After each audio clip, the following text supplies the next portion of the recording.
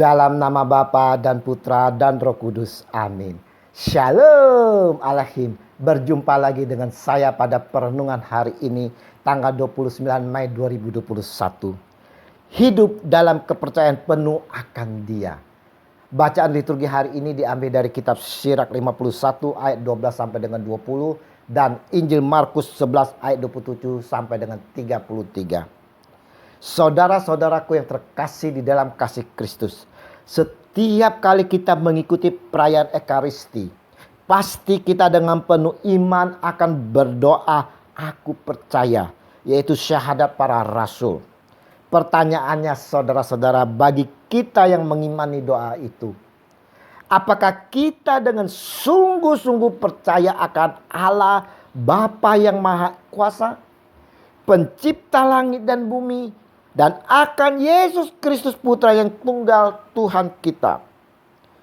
Bagaimana kepercayaan dan iman kita akan Dia sebagai Tuhan kita? Injil hari ini saudara-saudara, kita jumpai bagaimana para imam-imam kepala, ahli-ahli Taurat dan tua-tua datang kepada Yesus dan bertanya kepadanya, "Dengan kuasa manakah engkau melakukan hal-hal itu? Dan siapakah yang memberikan kuasa itu kepadamu sehingga engkau melakukan hal-hal itu?" Markus 11 ayat 27 sampai dengan 28.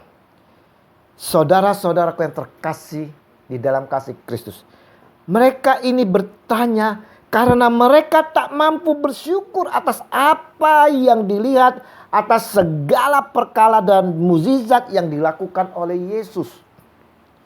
Bukan karena sulit, saudara, tetapi soal keyakinan dan kejujuran hati. Bagi hati yang percaya, menyaksikan mukjizat-mukjizat yang dibuat Yesus membuatnya semakin sadar akan dosa dan ketidakpantasan, mendapatkan anugerah Allah yang luar biasa melalui kuasa Yesus.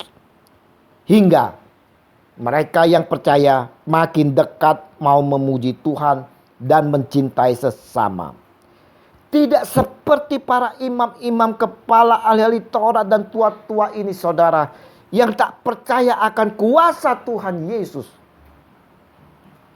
Apakah kita seperti para imam-imam kepala, ahli-ahli Taurat dan tua-tua yang tak percaya akan kuasa Yesus ini saudara? Bagi hati yang tidak percaya pada Yesus, menyaksikan mukjizat-mukjizat Yesus membuatnya semakin sirik, tidak nyaman, panas hati, resisten dan memandang semua realitas hanya dari sisi keterbatasan saudara. Tidak sedikit saudaraku dari kita yang katanya mengimani Yesus, namun saat mendengarkan akan kesaksian dari saudara seiman yang mendapatkan mukjizat dari Yesus Tuhan, yang disembuhkan dari sakit penyakit, menjadi sinis saudara, menjadi sinis mendengarkannya.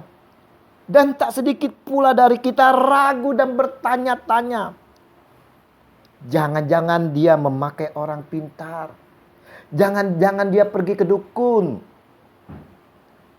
Ini semua terjadi karena merasa tak mampu melihat dan merasakan gerak kasih Allah lewat kuasa Yesus.